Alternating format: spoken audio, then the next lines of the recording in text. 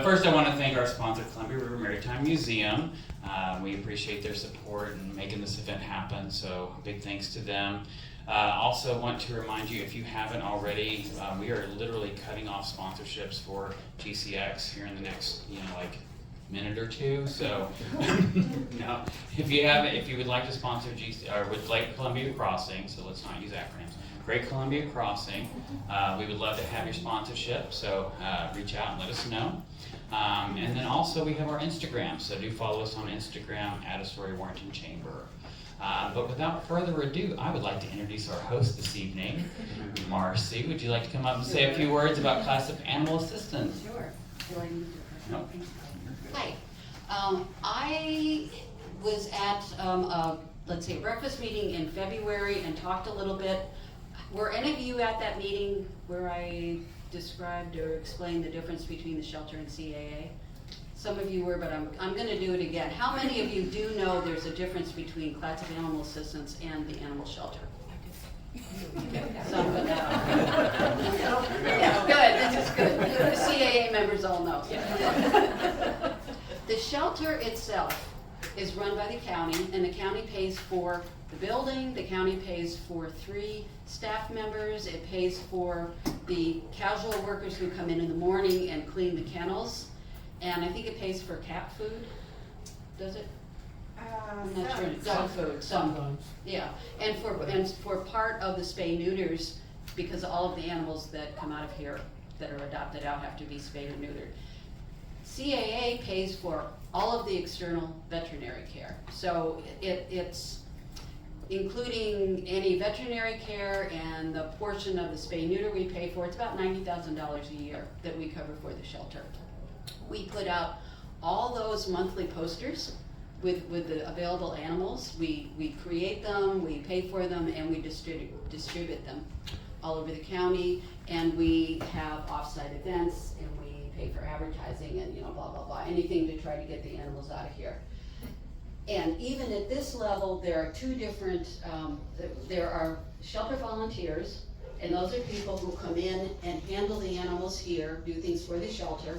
And then there are CAA volunteers who are shelter volunteers, but there's another level, and what we can do is we can take animals on little excursions away from the shelter, we can foster animals, and we can drive them to vet appointments. And so I would encourage you, if you have any questions, come ask us about it, and it's very easy to become a CAA member. All you have to do is come to a meeting. There are no dues or anything. And everybody, how long have you been CAA? 24 years. Okay, 24 years. I'm 12 and a half. We have some newer members here, but obviously we all really like what we're doing. And Lisa, you've been about a year now, right? Yeah. And I think, did I leave anything out about the difference? I don't think so. What's this? What? The difference between CAA and the shelter? I don't think so. Marcy, Yeah. we pay for all the cat litter. Oh, yeah. Oh, we pay for all the cat litter. Okay, that's important. Yes. We're going to be going through a lot because it's kitten season. That's right. Unless we send the kitten home with them. Well, I told Stephen that when he came in, the place would be empty tomorrow. And there are some new rules that the shelter has if you want to apply for an animal. It used to be you could just walk in, but since COVID, it's turned out that it's much better to have people make appointments. So what you do is you fill out an application online, I can tell you about that, or there are applications in the door, and choose an animal. You may want to look at more than one, that's fine, but just select an animal and turn it in, and then the shelter staff gets hold of you, goes through everything, and sets an appointment for you to meet the animal. Whether you may want to meet it by yourself, or you may have other animals that need to meet it, and so you would all come in. So it's a little more complicated than it used to be, but it works better for the volunteers too, because then we don't have 2 volunteers and maybe 6 people coming in wanting to look at dogs and cats all at the same time. So those are the main thing. Do people have questions? Yeah.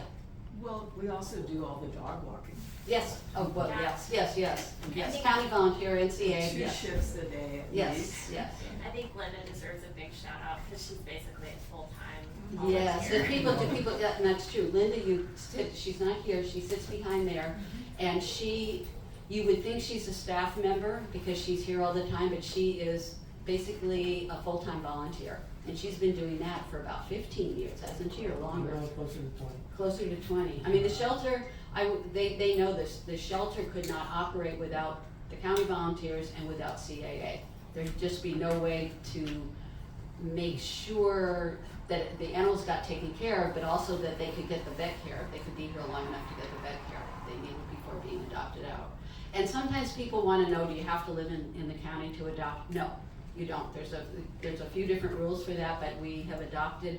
We actually had a man who came in, and Lisa introduced a dog to him. She had him out at Fort George. We went to lunch at Yes. Fort George. Okay.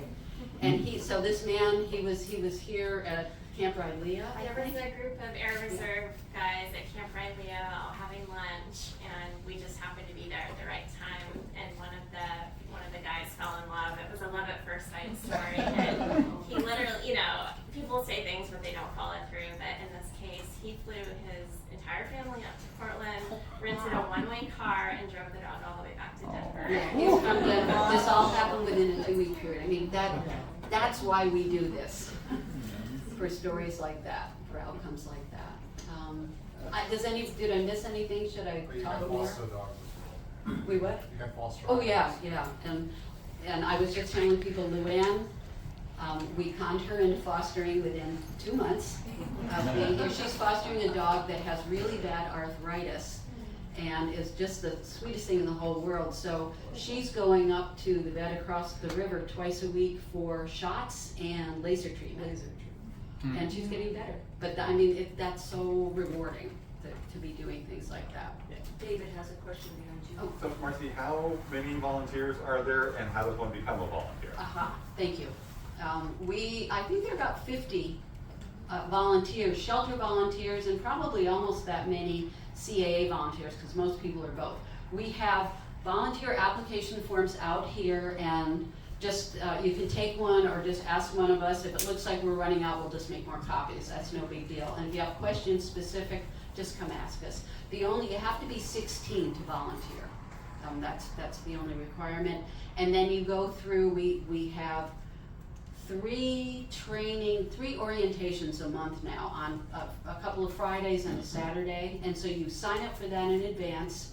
You watch a movie that has now been made by CAA volunteers and specific to this shelter. It used to be a really sad one with David Duchovny, and we were really, really tired of that one. It was about 20 years old, so this one's great. And then if you're going to be a cat volunteer, then you go off with one of the cat room volunteers and learn more about it. If you're going to walk dogs, you go out with one of us, and we walk you through getting a dog in and out and kind of assess what level you should be. And we love volunteers. We're always looking for volunteers. And the shelter's really full now, so more so than ever. We're going through, can I talk for 1 more minute? Oh, yeah. Sorry. Our shelter's, sorry, I get wound. Our shelter's going through the same thing that's happening around the country, but we are doing, I think, a much better job, because I get news feeds from all the different shelters, and they're begging people to please come, you've got to come, adopt out, we're too full, we're going to have to start euthanizing. That has not been the case here. It's full, but we're still getting animals out, and we're still getting enough volunteers in to handle them. So we are really lucky, I think, here, much more so than other places. Okay, that's easy. I want to add one more thing. Oh, yeah. I think what keeps me coming back as a volunteer is knowing that the work that CAA does makes it possible to keep this a low-kill shelter. Yes. I have seen the operation here, and I know for a fact it wouldn't be without CAA's support. So. It's not just local. The only ones killed are vicious or completely not adoptable or too ill. Yeah. Yes, yeah, and it's considered, people say no kill, but it's really considered a low kill shelter. Over 90% of the animals go out of here alive, either back to their owners or they're adopted. And only ones that really are too dangerous, Papa's right, that just, they go through temperament testing, and if they're too dangerous to be adopted out, or they're so ill that no matter how much money CA wants to pay, we just can't make them better. And I can tell you, I don't know the cats, but I know the names of all the dogs that have had to go down over the last 10 years, which tells you how few have really had to be put down, so, thank you. Can people make donations tonight? Sure, we have a little donation jar right here. And we also, I think a couple of us have our takeout cards. I just had a question about donation of supplies. Is that something you're requesting as well? Yes, they can always use, I would say, call the shelter and ask what they need at any specific time, because sometimes it changes, it depends on what they have, but yeah. And then that would come directly to the shelter, which is fine, that's all fine, they need that, so yes. What's an example of something you need right now? What, do we need anything for the cats? We can always use wet dog food. Kitten food. Kitten food. And kitten food, Oh, yeah, yeah, kitten food. yeah. We do go through the wet food fast. And yeah, so yeah, thank you, good question. You All wanna right, talk about the events? yeah. Like the same Oh, events? yeah, Yeah. okay, one more, sorry. Better you than me. You don't hear from me. I know in the past, have any of you gone to our December fundraiser in the past? We haven't had it since COVID started. We are going to have it again this year. It's gonna be on a smaller scale because for the last 2 years, we've had an online, a cyber event that Nancy, who is also a shelter volunteer in NCAA, it's gonna be running this year, so we'll be doing both. But this way, what we're gonna try to do is have more room and really talk up pictures with Santa, and it'll be everything's gonna be smaller, but we wanna make sure that people don't feel cramped, especially because COVID is still, and it'll be the second Saturday in December, and we'll be promoting it like crazy, so. Yeah, people seem to miss that, so I do, yeah. And we don't have Linda Perkins, but we'll still have a good bake sale. There, did I miss? An Omega donation thing you do online, Oh, that's the one in the fall. that's one. Yeah. Yeah, what do we call it? Pup strut and kitty cuddle or something like that. Yeah, clever little name. So I'm gonna give this back to him. Thank you, Marcy. That's wonderful. Really letting us know what all you have going on here and all the hard work and volunteers that it takes to make that happen. So I'm gonna let you guys mingle, network, do the thing that you're gonna do. We'll be back in about 5-10 minutes and we'll do some prizes. So And good to see you. if anybody wants to go on a little tour outside with me and a couple of volunteers, feel free. We can tell you a little bit about the dogs. And as soon as you get back, we'll do some prizes.